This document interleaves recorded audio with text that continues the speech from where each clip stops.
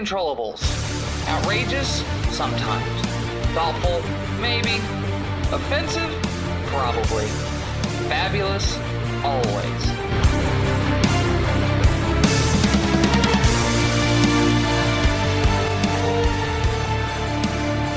This is episode 25 of the Uncontrollables. This is what you're listening to right now. So enjoy it, like it, subscribe, do all the other stuff I always tell you to do. I'm not really in the mood to explain all that to you people. I'm too full and drinking beer to care. We're here at the Ruse residence with Andrew Kirch, Mama Roo and Papa Roo, and Emily Banks sitting over there across the table looking all sleepy because she just ate like 12 pork chops and about 30 sides from this new awesome Mama Woods restaurant, soul food. It's freaking awesome. It's over off 16th Street. You better go there. I'm going to beat your kneecaps off with a ball-peen hammer. So Andrew Kirch, let's introduce you first. Who the hell are you and why are you on my show? I am a longtime Republican foil of yours, and I have no earthly idea why you invited me here, but I'm glad to be here anyway. All right. And now we have Mama Roo. Who are you in the whole mix of everything? I would absolutely say that's true. Yes, he is the face of Paparoo. I am the technical owner of Paparoo. I handle all of the financial end of everything, and he kind of is the PR. All right. And then, as always, we're going to let Paparoo introduce himself, as he does best. Who am I and why the hell am I on your show? Is that what I'm answering? Yeah, pretty much. Okay, so I am apparently the face of Paparoo. I'm the one that pisses people off. Or glad hands, whichever needs to be done. And I'm on your show because I made the mistake of mouthing off on Facebook about some libertarian stuff, and you took that and ran hog wild with it. Yes, that is true. Your Facebook posts over the last couple of weeks have really taken a real political leaning on a lot of things, and I've seen that you've gotten just about the same amount of likes, and you've been getting a lot more comments, and you'll just post them to go, hey, I want everybody's opinion on this. 200 comments later, it's still going, and you still have to moderate the people getting on there, not reading what you posted, but just yelling horrible, evilly mean things. It's actually become quite hilarious. Me and Andrew here get on there and troll your wall constantly. It's great. So it's nice to have a slightly famous person that's not Rupert get politicized. You know, Rupert was way too nice about things. I wouldn't consider you nice. Very few people do, Mike. I mean, not nice in the sense that you push old women out of your way because they're moving slowly, but just not like, I'm not going to sugarcoat this for you so you don't have your feelings hurt because you're the stupid one, not me. But, whatever. I guess, me and Andrew make you look like an angel sometimes. Especially Andrew. I mean, he is just vile. Evil Republican over here. Yeah, Republicans.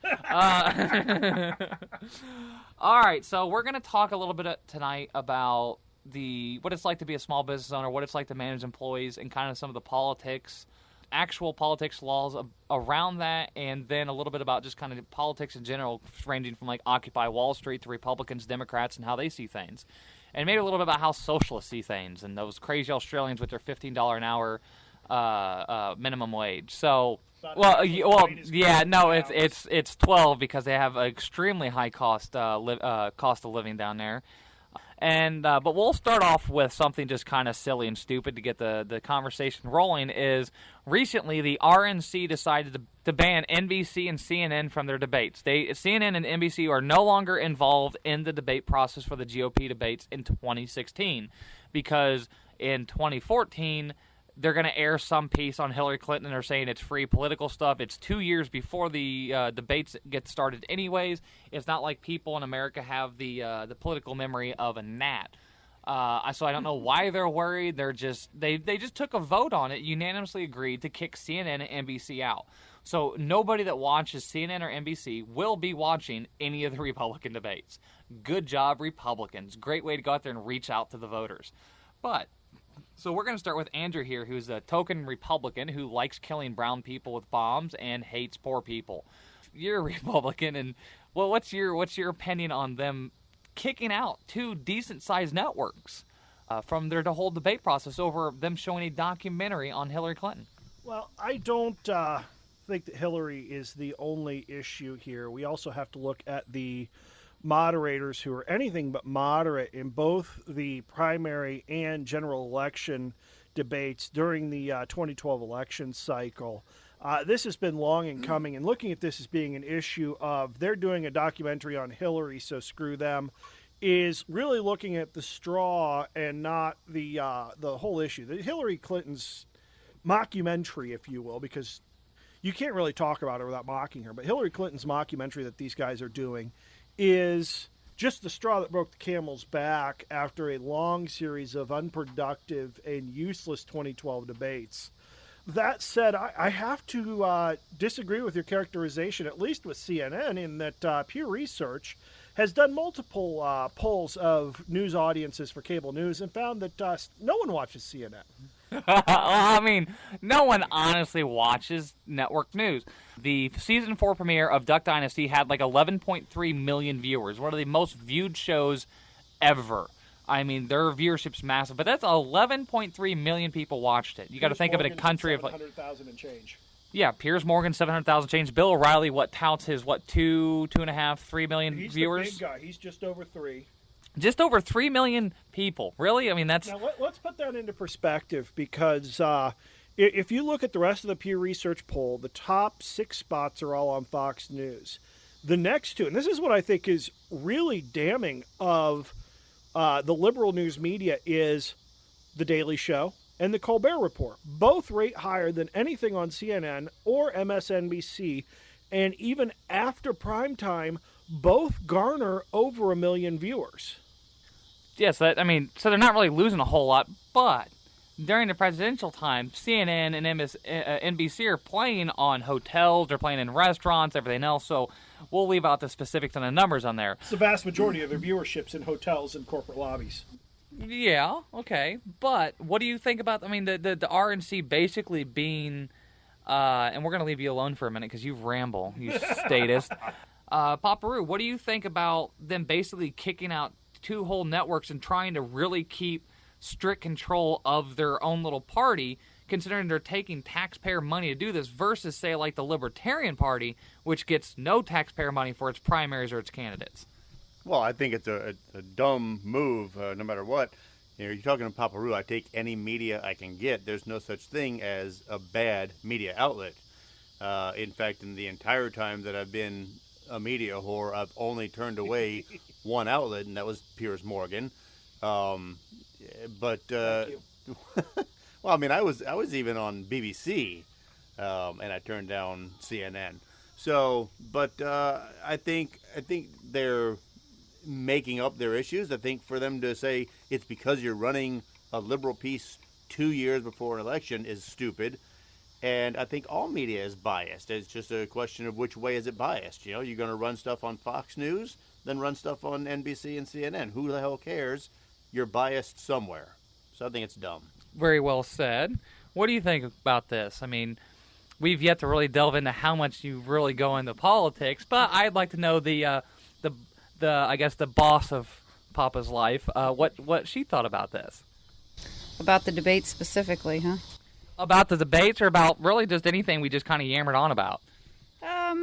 Gosh, I don't know if I'm the one to be asking this sort of stuff to. I have been kind of out of the political realm for a little while now, so as far as, I guess I tend to agree with Art in that I do believe that no publicity is bad publicity when it comes to something as big as politics or I guess even business, but I don't know. I seriously don't know. I don't know that much about the history of it, and I haven't looked into any articles about it. So I guess at this point, I really don't know what to say about it, except I would have to look into it further.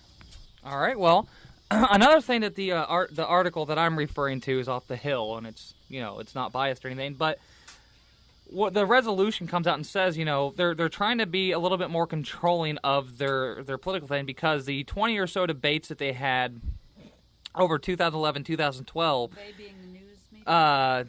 the RNC, the Republicans, having their debates, they came out and basically were like, the party emerged from the primaries weakened by infighting and embarrassing nationally televised incidents. Now, that did happen. There was a lot of faux pas and boo-boos and mistakes and complete and total meltdowns during some of the debates last year. I sadly watched all of them. I'm Perry. really amazed I didn't go and chop my head off with a dull of rusty axe. But Can't blame you. so they basically made a mockery of themselves over 20 debates, and they're trying to blame that on other people. Well, they're trying to blame them looking like absolute tools and having no intelligence on the news media. And so Because of the moderators?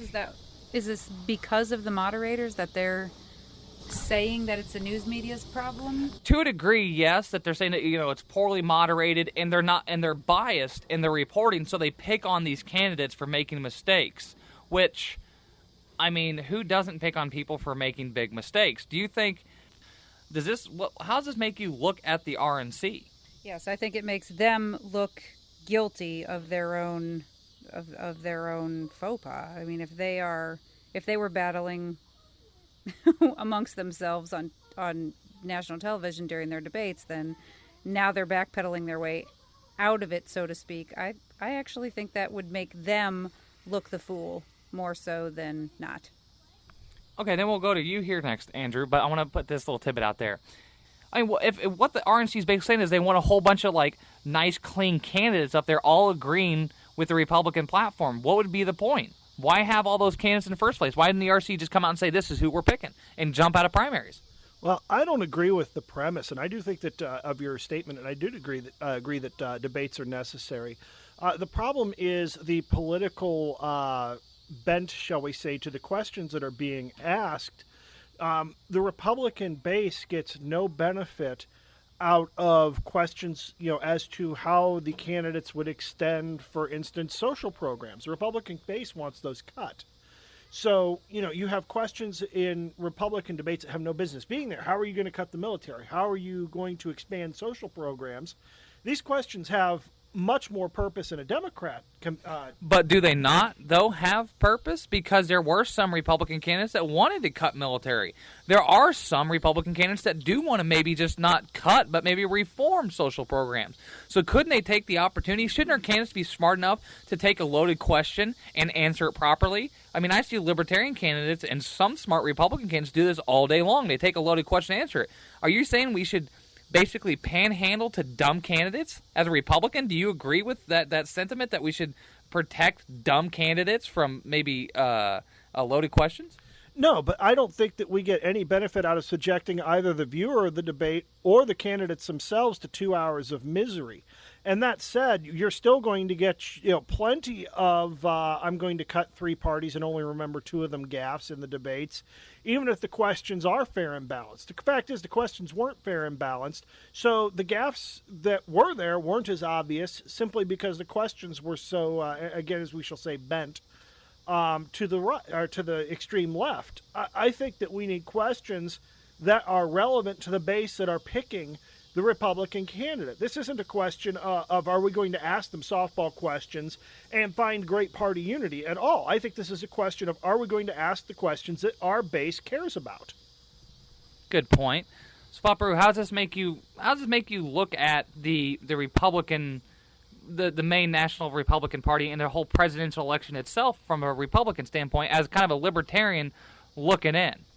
I think what we're saying here, and to some extent I agree with Andrew on this, is you're not pandering to the dumb candidates as much as you're pandering to the dumb voters.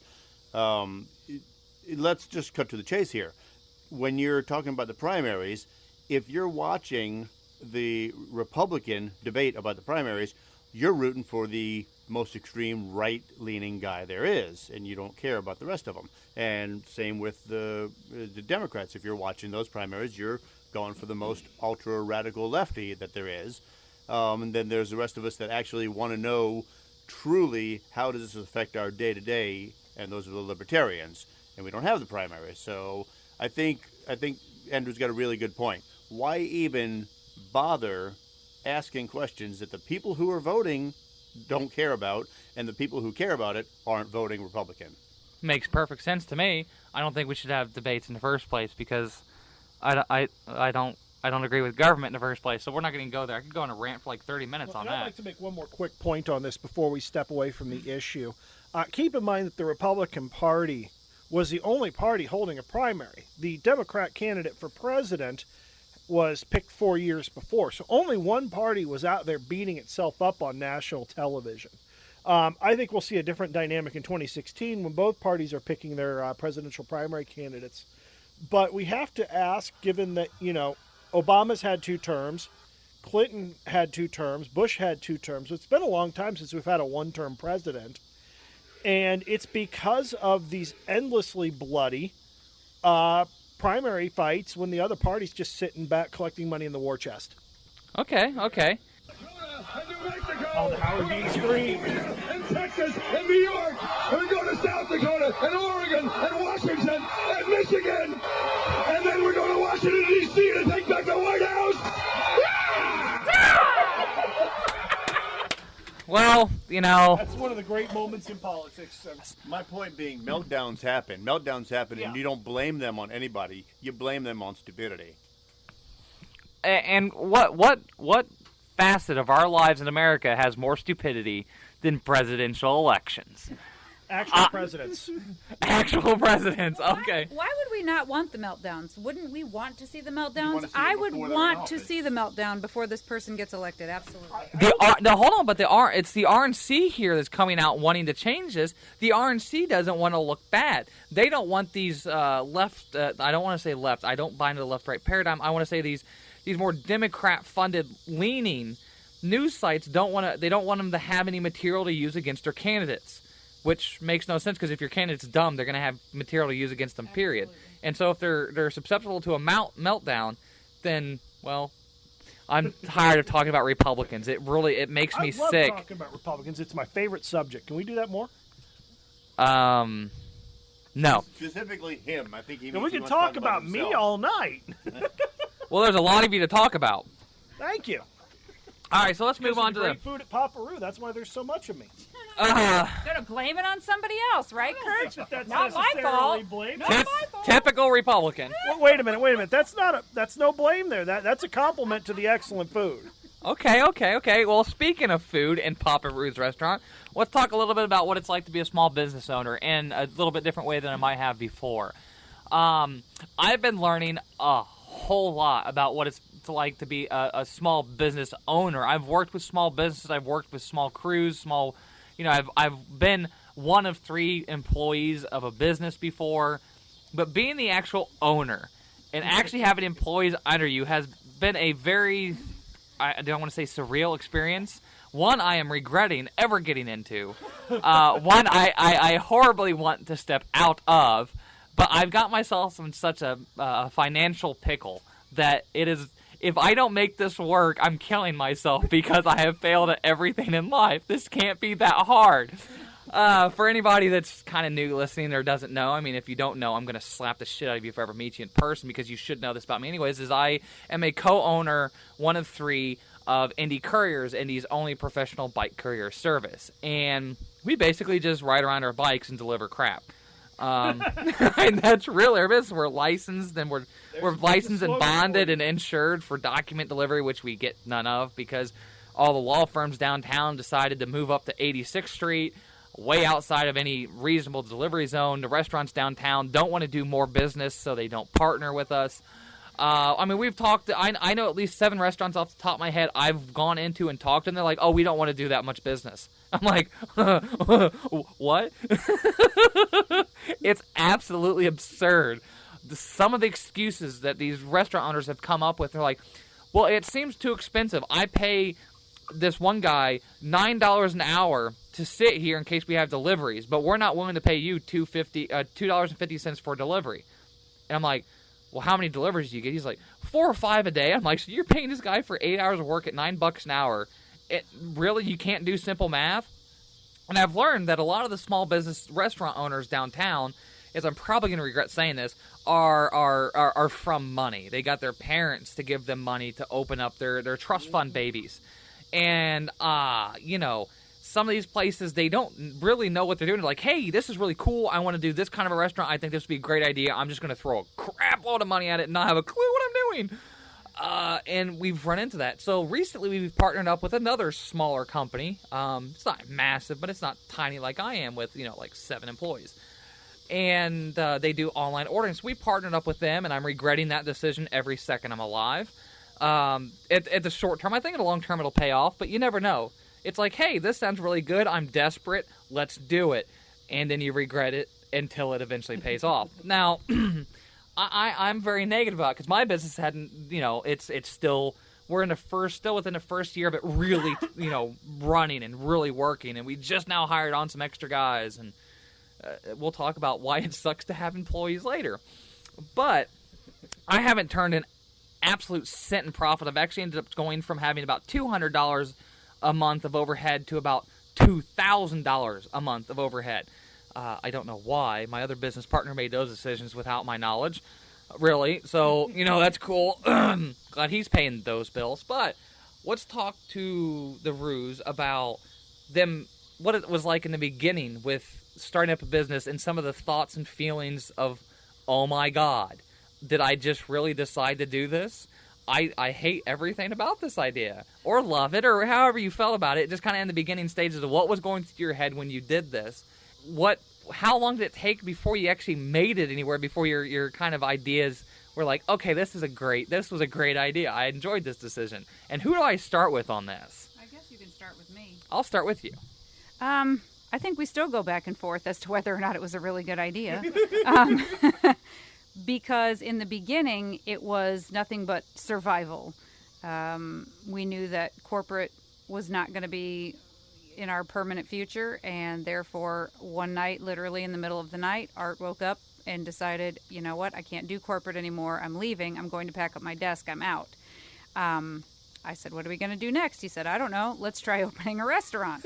I said, okay. So the same day he was cleaning out his desk, I was driving around our neighborhood area trying to find a place to rent to possibly open a restaurant. I found the location that we are currently in, and I think every moment from there was literally, it was minute to minute decision making. I don't know how we're going to do this. Let's go find out how we need to do this, that. Every single thing that we did. We had all 4 of our children at the time, and we're homeschooling all of them.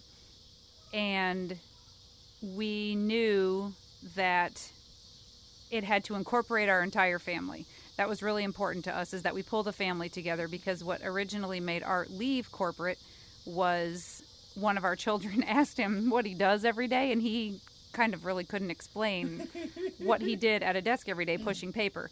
So it was really important that they were a part of it as well. And I would say that one of the things we learned very quickly, kind of along the lines of what you were saying about, outgoing expenses and so forth, was that we had to make huge sacrifices in our personal lives. I mean, he went from making a decent wage at Lily to where we had no income coming. So we were building out the restaurant, the 2 of us and our 4 children, by hand ourselves. We didn't hire contractors. We didn't do anything of the sort. So us doing it ourselves meant we had to move quickly to get the place open so we could have some sort of an income, because we had no income coming. So we sacrificed a lot of things that, now that we look back, weren't really sacrifices at all, like cable television or direct TV or, brand new vehicles or whatever the case may be. And that was a fine sacrifice for us that didn't seem to faze us and still doesn't. And we haven't gone back yet on those things. So I would say that in the beginning, we were so in emergency mode of day to day. We have to get open. We have to find out what the rules are, what the codes are. How do we run this business? That I don't know that we had a whole lot of time to stop and think, what have we done? We must be stupid. All right, you, Rue. Okay, so take it from there, where literally in the first year, you're looking at your income and your outgo on a daily basis. And I mean, the numbers were ludicrous. I remember looking at the register at the end of a full day and thinking, wow, I wonder if we could get more than $200 tomorrow. No, I'm not kidding. And we had no employees then. We actually had some friends that offered to work with us to get it open, and they would receive pay when we had something to pay them. And I don't know how we would have gotten open without that. And you start looking day to day, and you see that you have more going out than coming in. So you start looking week to week, and sometimes you have a good week, but most weeks are not, right? So you start making a whole lot of sacrifices, because you know, Maya, you don't make it if you are not willing to actually put your money where your mouth is and put money in when there's not enough there. I think that's a lot of what causes small businesses to fail in the first year or two, is people that are not willing to put money in when there's not money there. Oh, definitely. I mean, my business partner and I, and our third business partner, he's the courier guy. He's the guy that knew the business that we got involved in, and we didn't ask a whole lot of them. And I made an initial investment for a buy-in, which that was my first mistake. My second mistake was saying, hey, I want to be involved in this company. I like that you put the money in before you decided you wanted to be involved. Well, I was just wanting to invest it and go, hey, if this works out, I'm going to make money off of it. You know, I want to just be, one of those jackasses. Can't do that with venture capital. No, not with who I'm dealing with. So, but I went through and I made about $45,000 last year after taxes. So, I spent a good probably about 15 grand of that on Rupert's campaign, and then the rest just kind of went somewhere else into other campaigns and into this business. And I'm sitting here now, not have made a penny since January 15th. I haven't brought in a single dime of income. I mean, we get on average like 8 orders a day. The company makes $2.50 off each order. Then we pay out $1 for dispatching. So if our dispatcher gets $1 per call, and so that's $1.50 left over for profits for the company. Then we have, like I said, we have about $2,000 a month of overhead. So it's gone back and forth where I spent all my 401k money and all of my savings on keeping the business afloat until my other business partner started getting paid from his political job. And now he's doing that, but the funding on his job starting to run out. So we're now looking to our third business partner, who's been the courier running these calls, making $3-4 of tips per call. And like, hey, you want to start throwing money at this too? So I understand the whole day-to-day thing. I really try not to think about that. That's why I try to let my other business partner do the paperwork beyond that day, because it's like, no, this is not going to happen. And it's, it's that day-to-day feeling where you're like, oh my God, if I make one mistake, it's over. If I don't get that food truck here, if I forget to order food or something, and for me, it's like if I don't get someone to go, I went and spent $700 on buying bikes. So I had a bike and a backup bike for all my riders, because I was like, if I'm down here and I can't get a hold of one of my employees or one of my riders, I have to go take this order, which has shown me just how out of shape I am. But so I had to do that. And it's like I understand that whole, if you don't put every last bit of your soul into a startup business, it's not going to work. What is it? Most businesses fail within the first year. Most restaurants fail. Not like 93% of all restaurants fail within the first year. So no, it's definitely a true thing where you guys are basically a libertarian wet dream anyways, with the homeschooling kids and deciding that you're not solely fulfilled, morally fulfilled through your job, so you quit and you do something you enjoy, which is just, it's going to be great when you run for office. And I see you wanted something to add? No, just speaking of dumping everything into it, you reminded me of our very first grocery run the day before we opened. We had $500 left in the Paparoo bank account. That was all we had to our name. There was no more money coming. We had no corporate backing. We went to Sam's Club and we got $500. I was going to say $499 and we kept a buck, but we didn't. We got $500 worth of groceries. And we opened the next morning and we said to each other, well, I hope we make enough money to buy more product. And if not, I guess we're done. There was no more money coming. So luckily we sold that $500 worth of product for probably like, $500 and change. But we had enough money to buy more product and keep going. But we literally threw every last penny in. And that's the thing, is that, and what we'll get to here, there's a point to all of this, not just reminiscing about how much our lives sucked at one point. Because this is really depressing me right now. I'm going to need a lot more beer. I'm going back over all the mistakes I've made the past 2 years. But is that we're going to get to the point where you have groups like Occupy and some of these different groups that are the little socialist bastards and the little commies and the Democrats to say, hey, 30-40% tax on business owners isn't a bad idea. And, they can go straight to hell. That's the Republicans saying that. Here's the thing, and I had a small business, and the emphasis on that word is had. And the reason is quite simply government. And I know Mama's going to shake her head here, or nod her head in agreement here in a second. I loved working with people. I loved helping people. I loved going in and giving somebody value for their money. What I didn't love about having my own business, and what you have to be crystal clear here as a small business owner, is all the time that I spent without a penny in pay working for either the state government or the federal government, collecting sales tax, doing forms for business tax. Hey, whoa! You get property reimbursed tax. for collecting the sales tax. I think it's like a penny I every think if $10 I made or something. 87 cents the entire time I was collecting sales tax, because my business wasn't a restaurant, most of my sales were labor. I only had to have a sales tax form so I could be a Dell reseller and fill out an ST-105 and tax exempt a sale of computer equipment that was later going to be part of a larger product and wasn't going to be sold with sales tax anyway, because it was being sold as a phone system as a service, and there was no sales tax on that. So I still had to fill out all of these coupons, and they call them coupons, like you're getting something back from the state government. I literally, the thing that bummed me out and caused me to look elsewhere and go to work for a company where I'm making an obscene amount of money is, quite frankly, I got tired of working for the government. I didn't see that what I was doing was benefiting my customers that I cared deeply about. They were great people. And I was making enough money to get by, but I didn't like working for the government for free. And I think we've got to change the way that we regulate small business. I wholly agree. Now, I can't speak so strongly to that tune because I happen to be stepped into an industry that has almost no regulations yet until we start working on with lawmakers to make it harder to be a courier, so we have no competition because that's the system we live in and that's what we're going to do. But, oh God, people are going to hate me for saying that. But you know what? Hey, you know what? Screw you. I need to make money. I feel bad now. But you guys are in the restaurant industry, and as recently we've really been talking about is how horrible that is. Now, you guys had to go through probably a litany of different paperwork after bits of paperwork and all the laws and everything to figure out even how to run it. And you guys went from a very kind of small operation to much bigger with employees.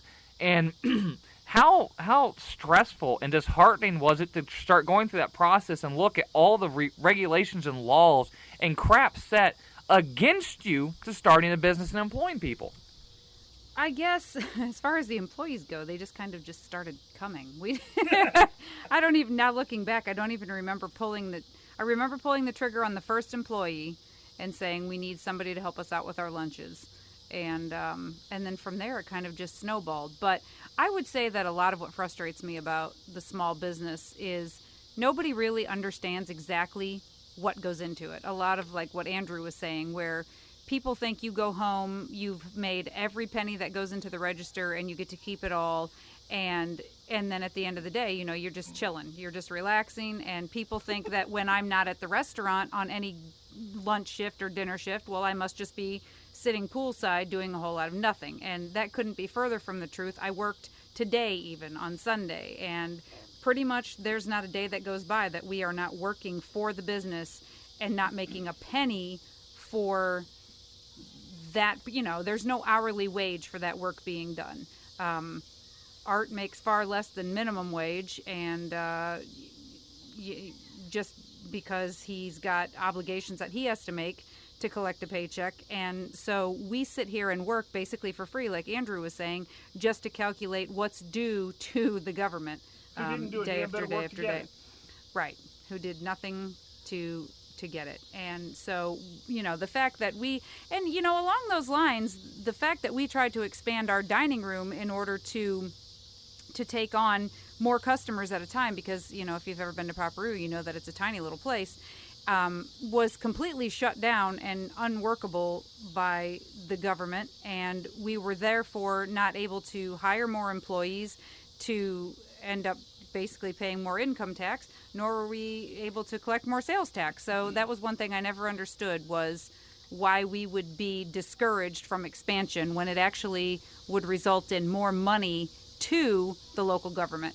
So So I guess just the whole idea of the fact that you're constantly working all the time, and yes, we're carrying on with our depressing, piss poor lives. Does it get better? I forget if it gets better. It actually does. There's a lot of benefits to it. The fact that you can set your own schedule for the most part, without emergencies coming up. Yes, we do have a lot of emergencies. We do end up with a lot of, fixes for things that break and things we never dreamed we'd be doing. But at the same time, we do get to spend time with the kids on field trips and going to different events with them, or scheduling ourselves out for family time and things like that. And so let's clarify, that's something that came a little bit down the road versus in the beginning it was nonstop 24/7. You live, eat, breathe the business. We in the beginning had we were working 13, 14-hour days at the restaurant the entire time, to the point where we would take our youngest with us, who was a 3, 4, something at the time, and he would just hang out in the back hallway watching videos all day long, and he just hung out there, and was every now and then he would go to the dining room and sit with the customers, and that went on for 2 years or so, until he was finally of school age, where he could then go to school, because by then we had to have the other kids in school too. So yeah, the beginning was rough.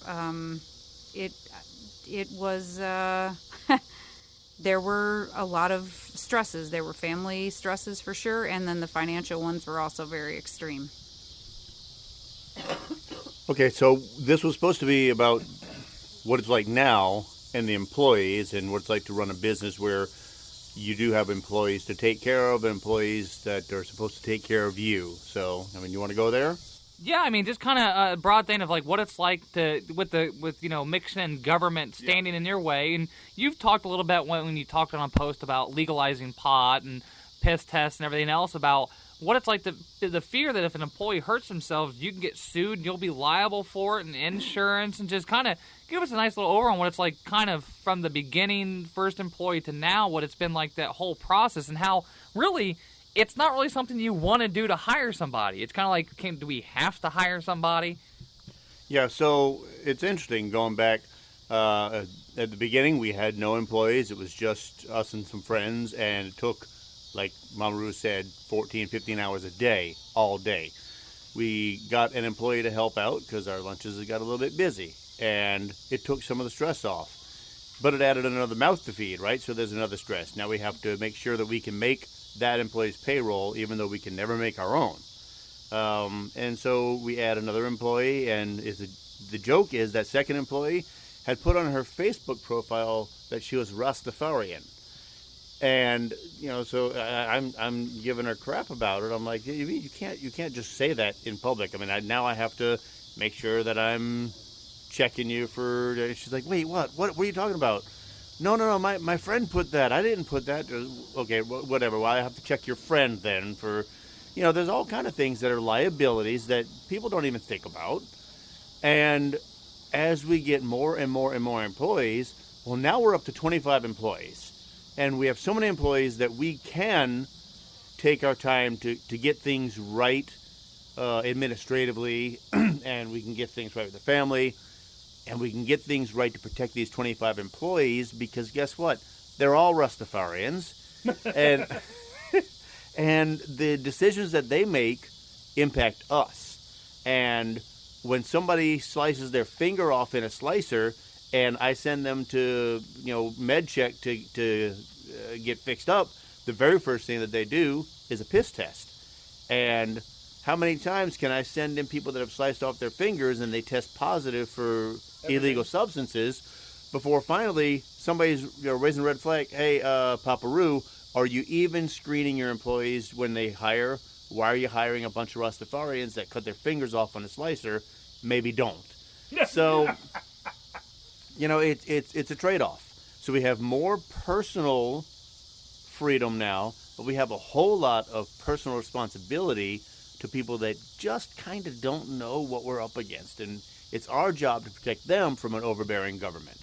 One of the next things is that, speaking of pot and Rastafarians and the personal freedom and responsibilities, it's kind of twofold. One is that from the employee side is when you're working with kitchen equipment and sharp objects and hot things, it slows you down a little bit. Now, there are some people that say, one of my ex-employees said that it makes him work better and it makes him work smarter. And it's each individual case, but when you have to deal with insurance and medical costs and being sued as a business owner, that's not a risk you can be willing to take when you're talking about the tunes of tens of thousands to hundreds of thousands to millions.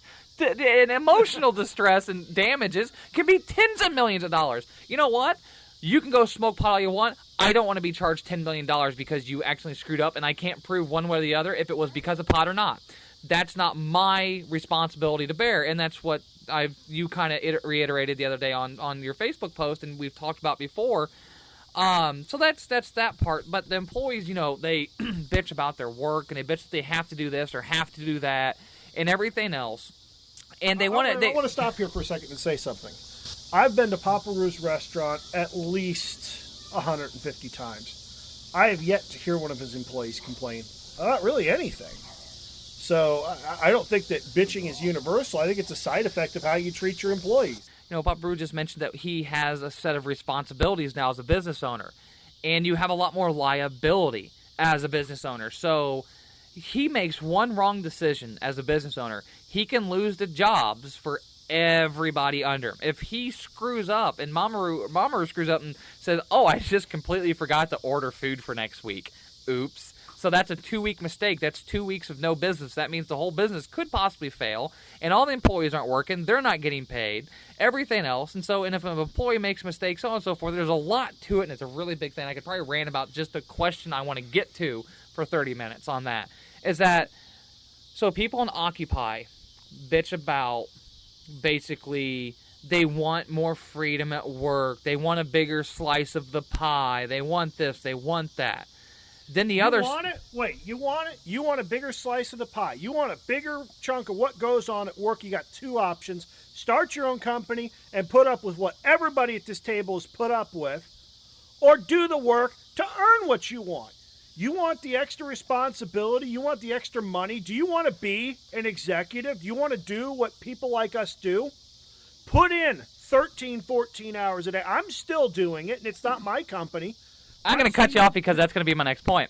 How would you basically sum up why your business is better, why your employees are happier, and what's your kind of ideology with dealing with your employees as far as you take more money than they do, obviously, depending on how much comes in, but your percentage-wise, in the long run, when you actually make money, is going to be a little higher.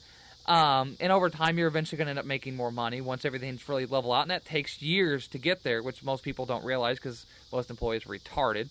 But that, how do you basically see that, and how would you explain that to us? How you see that trade-off, and how you see years of sacrifice and investment give you the rights to more potential profit. Okay, so you say that I take more money than they do, and I understand that in the long run, that is the dream. I would be an idiot if I was doing this, and in the long run, I'm making money for other people, and we go bankrupt, right? But we went 3-4 years in the business where I either put my own money into it or I made nothing whatsoever. And in the process of doing that, I created a business big enough to support 25 jobs. And I've never missed a single paycheck for any of those employees in all this time. An average of 20% higher than minimum wage for every single employee, even brand new, and 40 to 50% above minimum wage for some of the seasoned employees in a restaurant business. These people don't make $2.13 an hour plus tips. They make 20% more than minimum wage at the minimum. Okay, so I still don't make more money than them. And when I do make more money than them, I still need to pay myself back for 4 years worth of making nothing whatsoever, plus the money that I put back into it of my own savings. So, gosh, I could go for 10 years at making more than they do before we even break even. And when we do break even, now I think I have the right to make it worth my while. So we're talking 10 years, Maya, before I even make it break even.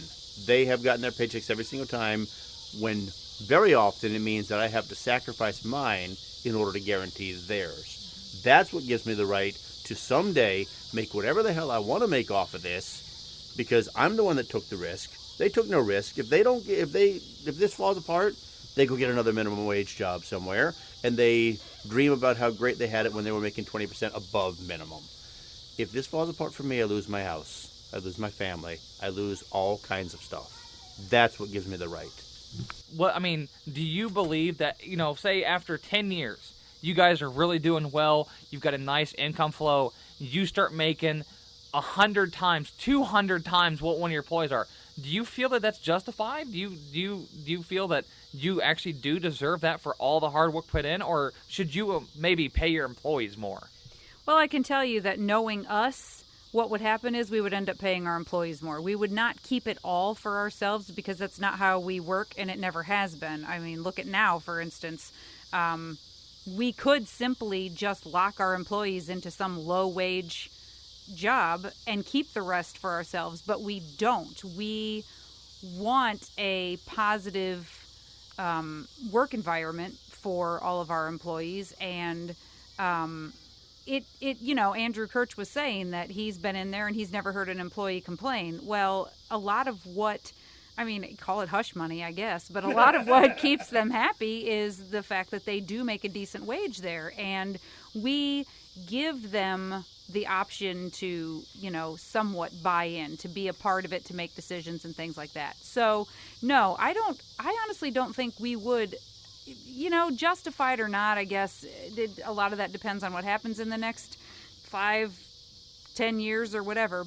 But yes, we have taken a huge risk, but I don't think that necessarily in turn means, oh wow, we should keep everything, over and above where we are now and just keep all of these employees at minimum wage. That's just not how we are. We wouldn't do it. So are you saying that if your employees work hard, you pay them more, they do even better, then you pay them more? So you have loyalty, you have hard work, but you have good wages? Wait, is that how business works?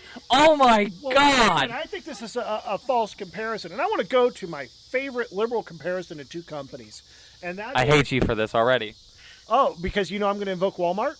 Yes. And that is Walmart and Costco. And I can tell you, as a former employee of Costco, that the employees at Costco was paying starting out at $10.75, because that's as little as you can make at Costco, were worth $10.75. Whether they were pushing carts or filling hot dog buns, those employees were worth $10.75 an hour, or Costco did not hire them. Amen. And the employee that you're bringing in has to be a value for what you're paying them. You can't bring an employee in to lose money because you go out of business. The employees at Walmart, when you get to employees that are at the minimum wage, as liberals so evilly decry, not a living wage, these are often people who aren't worth Costco's $10.75, and that's the reason why they're making $11.25. And quite honestly, there are cases at Walmart where Walmart is being defrauded paying that employee $11.25. But hold on. But the other side, and I hate playing devil's advocate because the devil's an asshole and he just makes things horrible. But they say, but look at that CEO up there, got like $100 million. I don't think it's really that high. Maybe they got like a $50 million bonus. You could have paid each employee another $1 an hour with that bonus. How is that fair? What'd that CEO do? How do you what? I know how you'll respond to that. You shoot him in the face with a shotgun or something. No, I got a better response to the shotgun, and that is simply this. The CEO doesn't run and operate the company. He does the day-to-day work. The board of directors and the stockholders are the ones that are responsible for generating value for the company. And those bonuses are not coming out of thin air. Those bonuses are being voted upon by boards of directors and stockholders. And when you're in a senior position in a corporation and you deal with boards of directors and stockholders, those bonuses aren't easy to come by. Those bonuses occur because that CEO has made changes and delivered a system that makes that company profitable.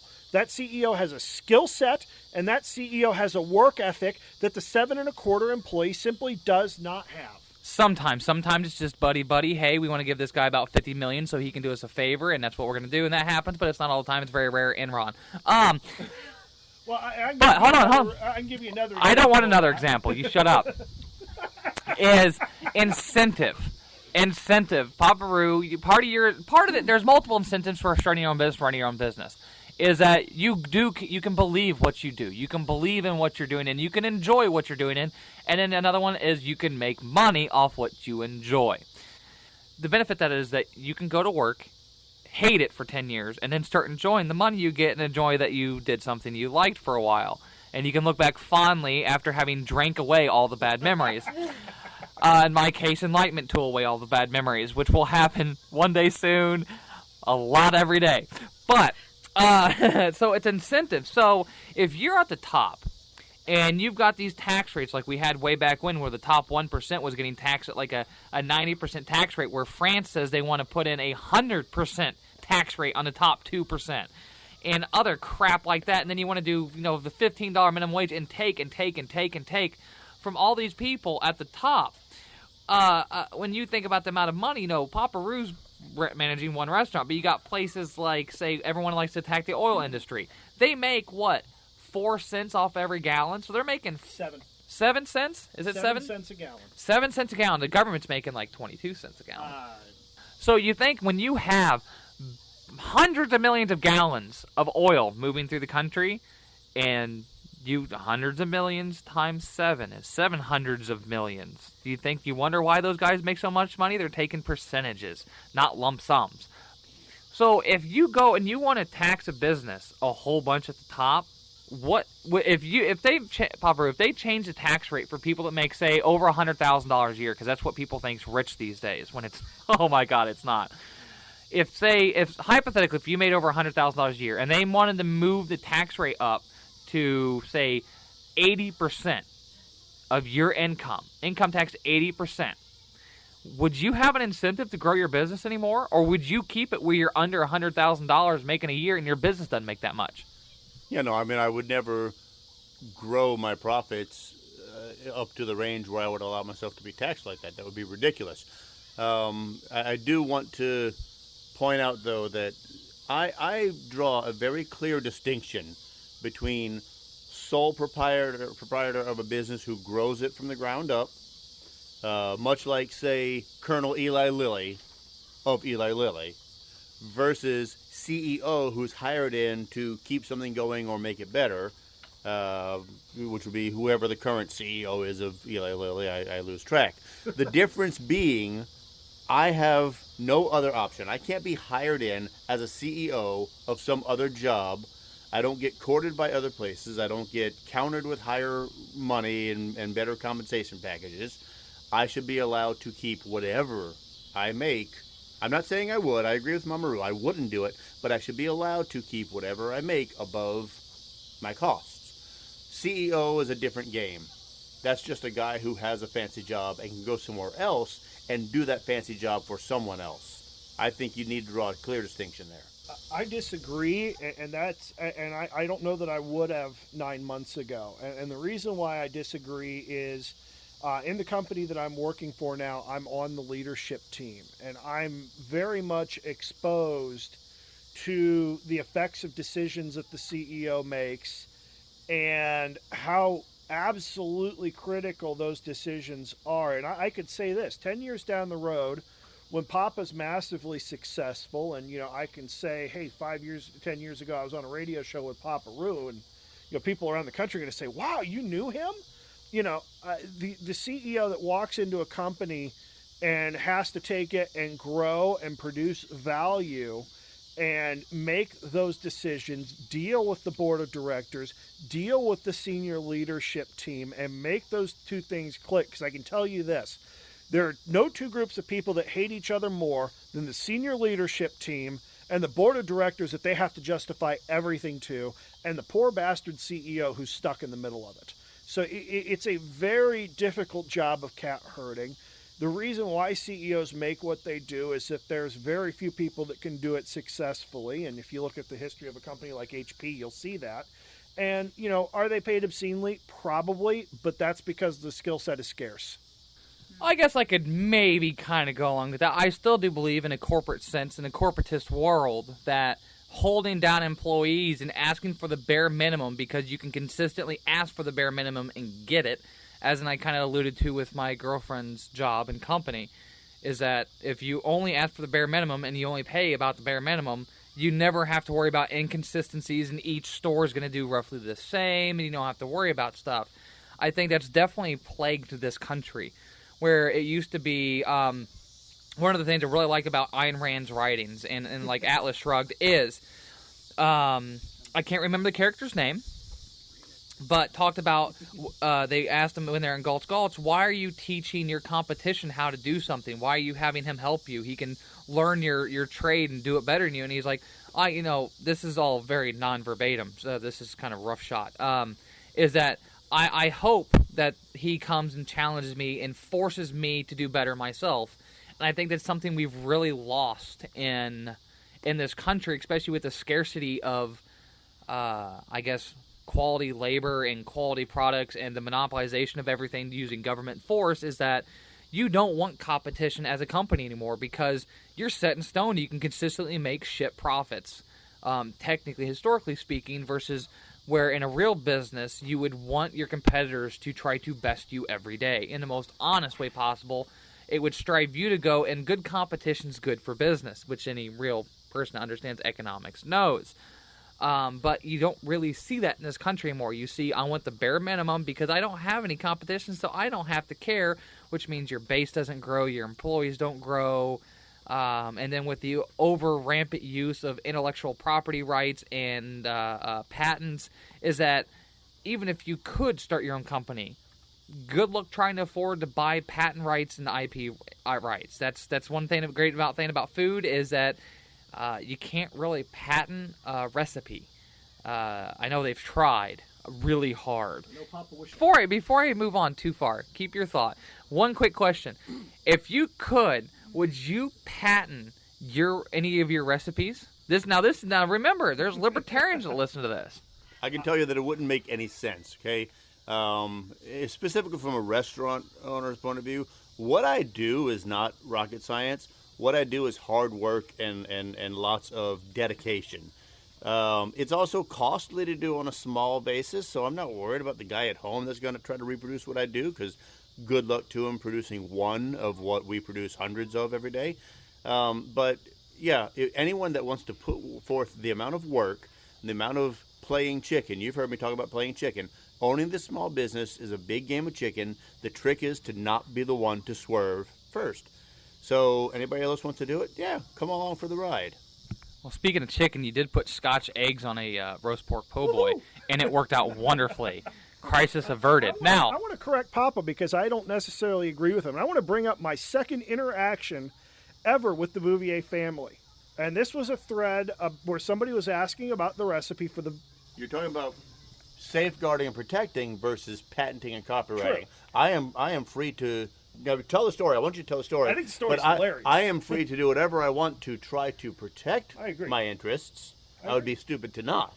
But do I turn to a court of law to say, protect me because I can't protect myself? That would be dumb. Best libertarian answer ever. And here I thought the libertarians were fans of rule of law. But, so I did... I'm going to slap the stupid out of you. I thought you'd like that. So I had just met Paparu and knew him as Paparu, and I had met Mamaru and knew her as Mamaru, and somebody had asked on Paparu's wall for the recipe for voodoo, and I'd happened to see a recipe on Fox 59 when he had done I believe a pork po' boy on the air one morning, and I said, oh, the recipe's right here, and this Colleen Bouvier crazy person said, that's not the real recipe, and I believe I responded, how the hell would you know? I later came to find out, much to my chagrin and eternal humiliation, Colleen Bouvier is the secret identity, your Clark Kent to your Superman of Mamaru. This was not one of my best days on the internet. All right, I think we're about ready here to wrap up. This has been a very fun episode. I've ranted a lot less than I'm used to. I don't know how to deal with that. I hope the fans know how to deal with that. And I plan on getting Paparu back on here much more often because he somehow has the best answer to everything. And I think he'll do very well when we force him to run for office against his will. So if you guys like this, definitely share it. Share it on Reddit. Share it on Facebook. Share it on everything in the world because Paparu needs his stuff out there everywhere.